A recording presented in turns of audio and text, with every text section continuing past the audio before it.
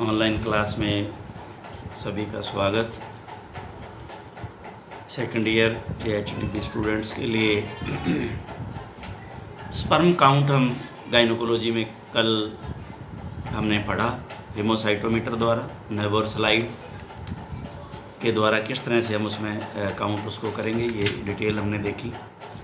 आज जो है इसमें ये भी हमने देखा था कि फ़ोटो इलेक्ट्रिक कैलोरीमीटर द्वारा कैसे इसमें जीवित स्पर्म का प्रतिशत कैसे पता करते हैं, ये भी हमने कल ये किस तरह से लेते हैं ये भी हो गया था। अब है स्पर्म एबनॉर्मेलिटी। तो अब आप देखें कि स्पर्म की जो एबनॉर्मेलिटी यहाँ पे बताई गई हैं, ये सारी की सारी आपने मेरा जो मैं लेक्चर है पेज नंबर 140 से 141, तो ये आप मैंने पहले ऑलरेडी एक डिटेल विद जो है वो डायग्राम आपने पढ़ लिए। तो इसको दोबारा हम टाइम वेस्ट करें कोई मतलब नहीं है, लेकिन फिर भी इसको थोड़ा इसमें जो मेन मुख्य बिंदु हैं वो देख लेते हैं। किसी भी सांड की प्रजनन दर उसके सीमन में उपस्थित नॉर्मल शुक्राणुओं पर निर्भर करती है। इससे पता है यदि किसी एक बार संकलित सीमन में 15 से 20% तक विकृत शुक्राणु भी हो तो भी उस सांड की प्रजनन दर फर्टिलिटी रेट पर कोई विशेष असर नहीं पड़ता, 15 से 20%। तो ये हमने कहा कि 80% तक जो है वो सही लगाने। यह विकृति सांड के शुक्राणु यानी कि 4% हेड, 5% टेल, 4 to 10% बीच के भाग यानी कि मिडल पीस में होती है। मुख्य रूप से शुक्राणु में हेड, मिडल पीस व टेल में 3 कारणों से विकृतियाँ एबनॉर्मेलिटीज होती हैं। प्राथमिक विकृति, यह विकृति सेमिनिफेरस अथवा जर्मिनल एपिथेलियम में डिसऑर्डर से होती है। प्राथमिक विकृति, इसको अंडरलाइन कर लेना, ये जो 3 बात बताऊंगा मैं। सेकेंडरी विकृति जो है वो जब साधारण शुक्राणु जर्मिनल एपिथेलियम से निकलकर प्रजनन मार्ग यानी कि एग्जाम्पल है इफेरेंट डक्ट्स, एपिडाइमस व वास्ट डिफरेंस से गुजरता है, तब विकृति होती है। ये जरूर अंडरलाइन कर लेना, ये तीनों चीज़ें आपके काम में आएंगी और ये मल्टीपल चॉइस में आएगी पक्का। टेरिटरी जो है, टेरिटरी एबनॉर्मेलिटी, सेकेंडरी के बाद में टेरिटरी आती है ना, टेरिटरी। ये शुक्राणु में विकृति जब होती है जब वीर्य संकलित होता है हैंडलिंग के दौरान अत्यधिक ठंडा, गर्मी तथा पानी व पेशाब की सीमन में उपस्थिति के कारण ये आती हैं। तो इसमें हमारे पास प्राथमिक विकृतियाँ, सेकेंडरी और टेरिटरी विकृतियों के नाम दिए गए। कौन कौन सी आती है तो चलो हम इसको देख ही लेते हैं। माइक्रोस्फेलिक हेड, माइक्रो छोटा हेड, माइक्रोस्फेलिक, मैक्रोस्फेलिक बड़ा हेड, इलोंगेटेड नैरो हेड, लंबाई लिए हुए और पतला head, short and broad head, piriform नारंगी जैसा, double head, double middle piece and tail, middle piece swelling, abaxial attachment middle piece. जो मिडल पीस है वो ये अबैक्सियल हमने पीछे पढ़ रखी हैं सारी। हेड के एक साइड में टच होगा, सेंटर में ना होके अबैक्सियल हो गया। हाई कोइल्ड मिडल पीस, बहुत ज़्यादा कोइल्ड हो, और टेल। सेकेंडरी विकृतियों में डिटैच्ड नॉर्मल हेड, डिटैच्ड हटा हुआ, spermatozoa with bent tail, detached galea capitis जो टोपी है, और लूजेंड, ये सेकेंडरी विकृतियाँ हैं। अब टेरिटरी में प्रेजेंस ऑफ ल्यूकोसाइट्स, टेरिटरी में हमने देखा ना उस दौरान जो हैंडलिंग के दौरान, presence of leucocytes, presence of erythrocyte, primordial spermiogenic cells, giant cells, दैंत सेल मोटे बड़े वाले, spermatozoon, free spur tail, spur जैसी, degenerated cluster of the sperm cell, epithelial cell और प्रोटोप्लाज्मिक ड्रॉपलेट्स, मेडुसा फॉर्मेशन। तो ये जो हमारे पास हैं विकृतियाँ, तो ये नाम से इन्होंने दिया है। और ये स्पर्म का जो आपने चित्र है ये आपने उधर पढ़ लिया है अच्छी तरह से। तो ये यहाँ सारी की सारी विकृतियाँ दे रखी हैं, किस किस तरह से है। नॉर्मल स्पर्म है, माइक्रो, मैक्रो, शॉर्ट हेड, ये सारे के सारे जो पीछे दे रखे हैं वो सारे बता रखे हैं। ये आप इसमें ये नंबर से भी इसको दे रखा है, तो नंबरिंग से भी आप इसको देख लें। पीछे हमने इनको बहुत अच्छी तरह डिस्कस कर लिया हुआ है, टाइम वेस्ट करने की ज़रूरत नहीं है। अब जो हमने देखा है miscellaneous cells found in semen, तो देखे कैसे लगेंगे एर्थ्रोसाइट, ऐसे फ्री प्रोटोप्लास्ट प्लाज्मिक ड्रॉपलेट, ये पढ़ी हैं ल्यूकोसाइट्स, ये मेडूसा फॉर्मेशन, इसके बाद में primordial spermatogenic cell, giant cell, epithelial spermatozoa, degenerated cluster of sperm cells और फ्री स्पर्म टेल। ये हमारे पास ये फ्री स्पर्म टेल है भाई, देखना फ्री स्पर्म टेल्स जो है ना, ये फ्री स्पर्म टेल्स, ये भी इस तरह का इसमें नज़र आता है। अब इसमें है वीर्य का रासायनिक परीक्षण, केमिकल टेस्ट। इस परीक्षण में वीर्य की मेटाबॉलिक की जांच की जाती है। इसके लिए निम्न परीक्षण किए जाते हैं। मिथाइलिन ब्लू रिडक्शन टेस्ट, इसको MBR टेस्ट भी कहते हैं। इस विधि में स्पर्म्स की संख्या और शक्ति का बोध होता है। परीक्षण हेतु 0.2 ml या cc वीर्य, 0.8 cc एग योग साइट्रेट डाइल्यूटर, आगे डाइल्यूटर पढ़ेंगे हम। डाइल्यूटर जो सीमन में मिलाए जाते हैं डाइल्यूट करने के लिए, उनको डाइल्यूटर कहते हैं। और इसमें एग योग मिला, इसलिए एग योग साइट्रेट कहते हैं इसको। एवं 0.1 cc ताज़ा तैयार मैथिलीन ब्लू घोल 50 किलोग्राम मैथिलीन ब्लू में 100 ml 3.6% सोडियम साइट्रेट डाइल्यूटर डाल देते हैं। एक परखले में मिलाकर वाटर बाथ पर 38 डिग्री सेंटीग्रेड पर रख देते हैं। अब इसे नीला रंग उड़ने का समय नोट करते हैं। यदि 3.5 मिनट से 6 मिनट में नीला रंग उड़ जाता है तो वीर्य अच्छा है। 6 से 7 मिनट लगे तो संदेह है, और 9 मिनट या इससे अधिक लगे तो वीर्य खराब है। खराब वीर्य को कभी भी कृत्रिम गर्भाधान के लिए प्रयुक्त नहीं करना चाहिए। पीएच परीक्षण, नाइट्रोजन टेस्ट परीक्षण या टेस्ट, ये है नाइट्रोजन टेस्ट पेपर से। यह जानने के लिए कि वीर्य अम्लीय है अथवा क्षारीय है, इस कार्य के लिए पहले लिए हुए वीर्य की एक बूंद लेकर नाइट्रोजन पत्र यानी कि नाइट्रोजन टेस्ट पेपर पर इसको फैला देते हैं। इस प्रकार आए हुए रंग को मानकरण के लिए पैमाने से मिलाकर उसकी पीएच नोट कर लेते हैं। उसमें आपने जैसे देखा होगा ना, कभी आपने अगर फील्ड में देखा है, मैस्टाइटिस टेस्ट के लिए एक मैस्ट्रिप आती है, तो वो भी यही काम करती है कि हमने अगर इसमें इन्फेक्शन देखना है तो वो भी एल्कलाइन और एसिडिक मीडिया को बताती है कि भाई इसमें इतना जो है वो मीडिया है, तो वो उससे पता चल जाता है कि कितना इसमें इन्फेक्शन है। लिटमस कागज द्वारा, लिटमस पेपर तो आपने देखे हुए, इस विधि में लिटमस कागज पर वीर्य की एक बूंद डालकर देखा जाता है वीर्य अम्लीय है अथवा क्षारीय है। अन्य परीक्षण उपरोक्त के अतिरिक्त VDH कैप्लिलेटर एवं बोमोथाइमल नील कैटलाइज परीक्षण भी किए जाते हैं, जिससे वीर्य के बारे में मालूम होता है कि वह अच्छा है तो संदेह युक्त है। ये आपके कोई इतने ज़्यादा ये लैब की बातें हैं। बैक्टीरियोलॉजिकल टेस्ट, इस परीक्षण से यह पता चलता है कि वीर्य में बैक्टीरिया की उपस्थिति है या नहीं है। इसके अतिरिक्त प्लेट काउंट अथवा डिफरेंशियल काउंट करनी चाहिए।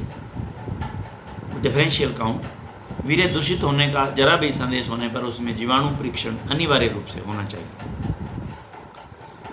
इसके बाद हमारे पास आता है सीरोलॉजिकल एग्जामिनेशन।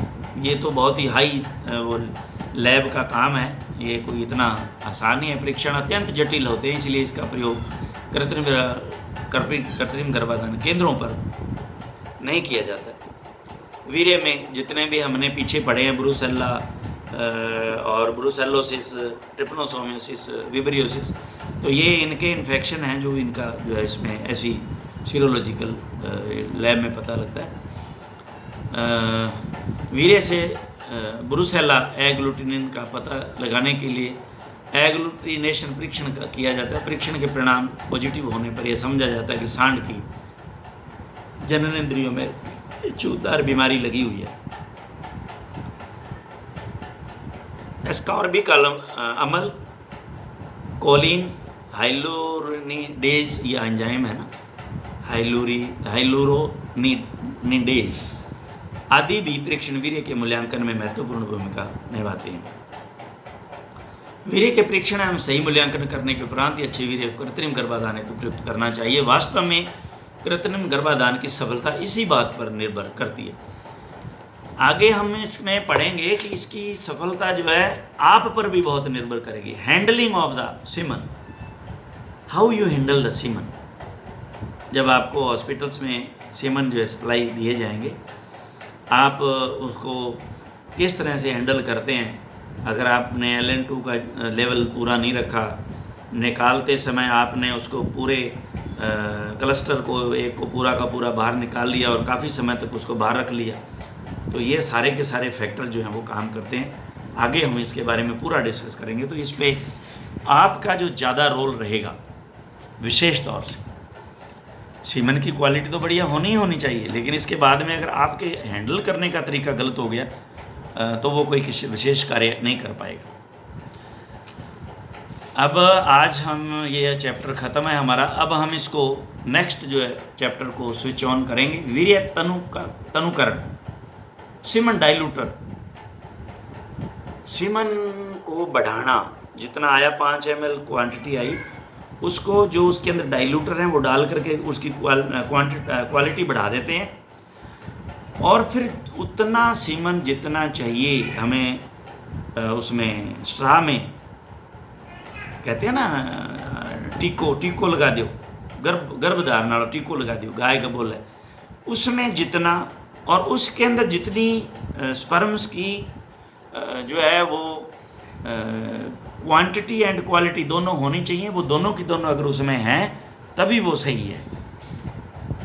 डाइल्यूटर मिलाने का मतलब ये है कि 4-5 ml जो सीमन देता है, अब वो 5 ml अगर आप 0.25 ml लगाते हैं हम, यहाँ 0.5 होता है, तो 0.5 लगाएंगे और 5 ml है तो कितनों के लगेगा? 10 गायें बन हो सकेंगे।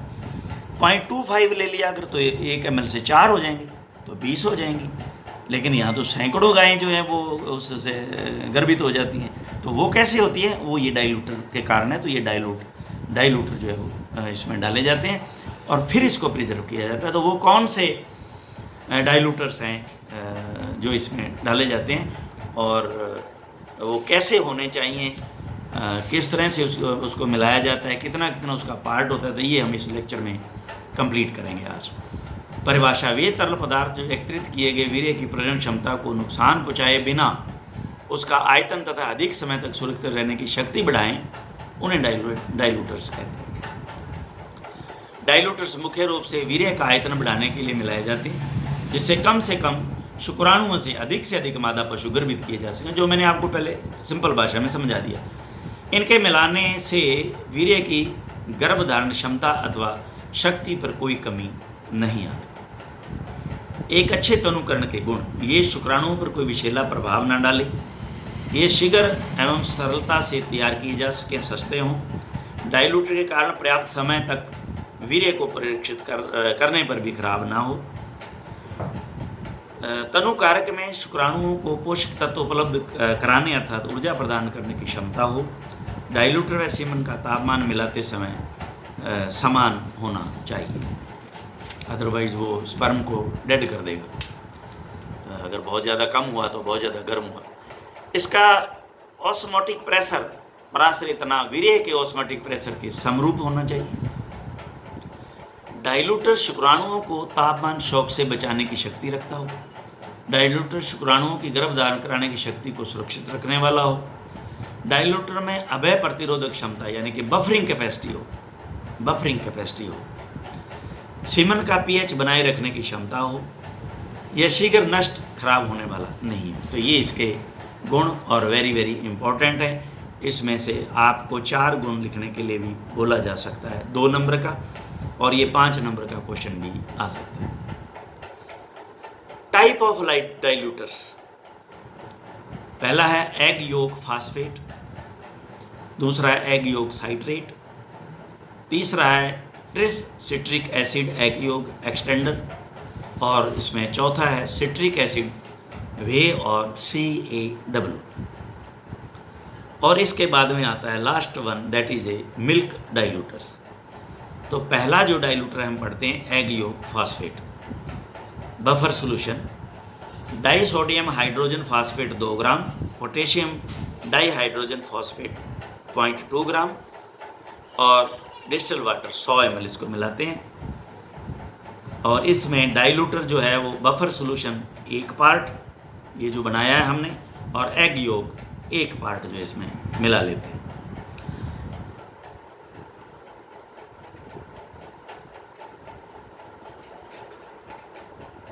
अणुपीतक साइट्रेट डाइल्यूटर,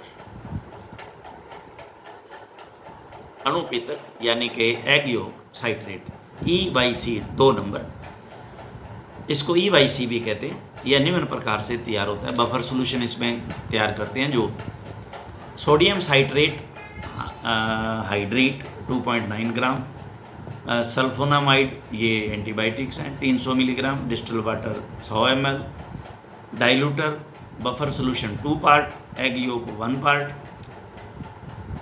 पेनिसिलिन इसमें 100 इंटरनेशनल यूनिट पर ml, स्ट्रेप्टोमाइसिन 1 मिलीग्राम पर ml। और स्टोरेज जो टेम्परेचर है वो 5 डिग्री सेंटीग्रेड, pH 6.7 to 6.8 और dilution rate 1.10।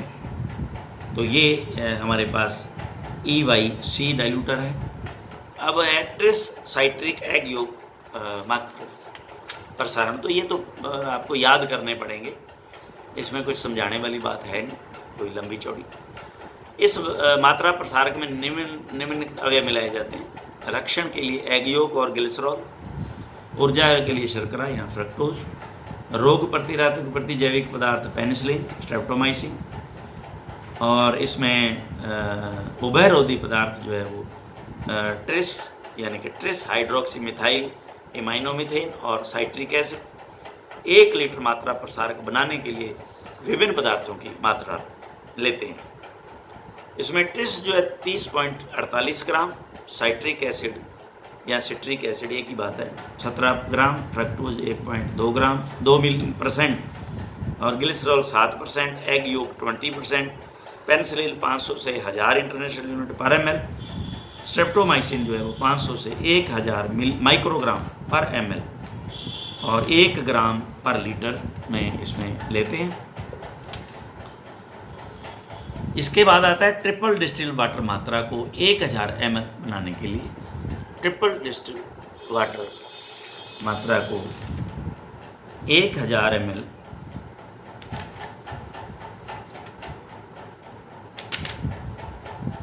500 ml triple distil water को एक स्टरलाइज्ड फ्लास्क में लेकर इसमें trip citric acid, fructose, glycerol को मैग्नेटिक स्टायरर की मदद से, स्टायरर जो हिलाने वाला मैग्नेटिक हिलाने वाला उसको बार बार हिलाते रहते हैं, उसमें मदद से अच्छी तरह घोला जाता है। घोल तैयार हो जाने पर इसमें इतना ट्रिपल डिस्टिल वाटर मिलाया जाता है कि मात्रा 1000 ml जाए। तैयार किए गए घोल को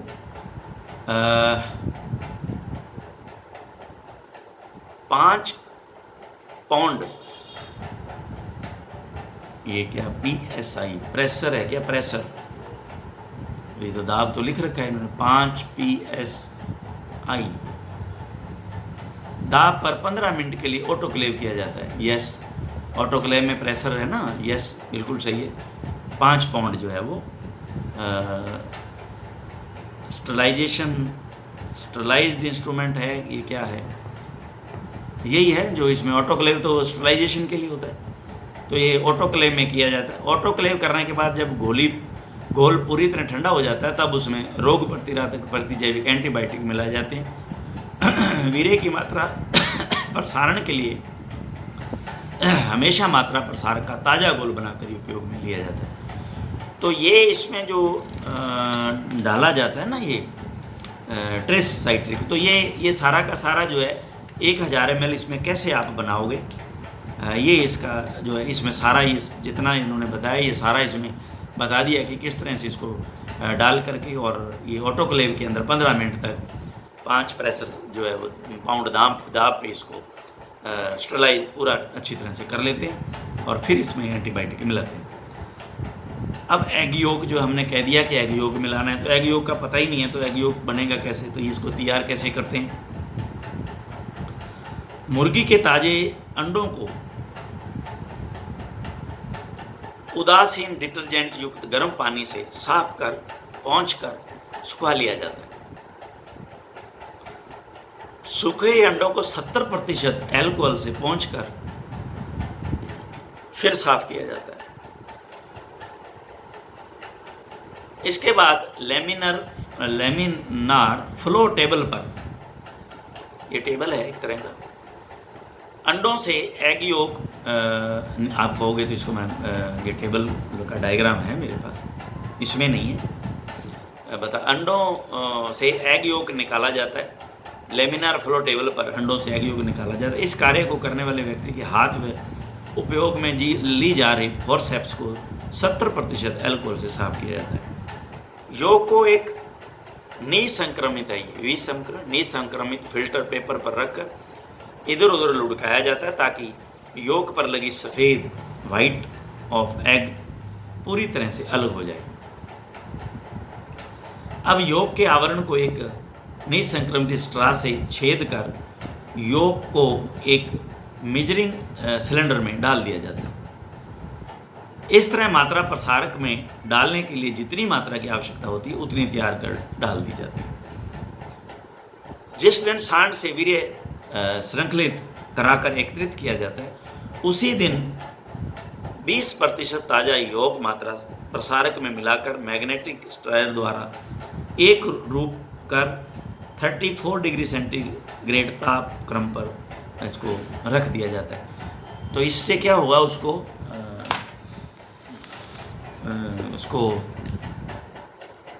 फीड जो है वो मिलता रहेगा स्पर्म्स को, तो वो काफ़ी जो है समय तक जिंदा रहेंगे। तो ये आज हमने पढ़ा सीमन डाइल्यूटर्स के बारे में, कैसे ये तैयार होते हैं, कैसे एग योग वाला को तैयार किया जाता है, कैसे ट्रिपल डिस्टिल वाटर मात्रा को 1000 ml बनाया जाता है ट्रिसाइट्रिक एग योग मात्रा प्रसारण में, और ये बफर सॉल्यूशंस कैसे तैयार होते हैं। ये बफर हैं आगे ऊपर जो दिए गए, फिर इस बफर का जो इतना इसमें पार्ट डाला जाता है एग योग में, तो ये डाइल्यूटर बनता है। तो ये आज का चैप्टर हमारा 24th चैप्टर आज हम कंप्लीट कर रहे हैं। तो अब नेक्स्ट हमारे लेक्चर में 25th वीर्य को परिरक्षित करना, यानी कि प्रिजर्वेशन कैसे करते हैं इसको, ये भी बड़ा इम्पोर्टेंट है। इसको हम हमारे नेक्स्ट लेक्चर में पढ़ेंगे। Thank you very much.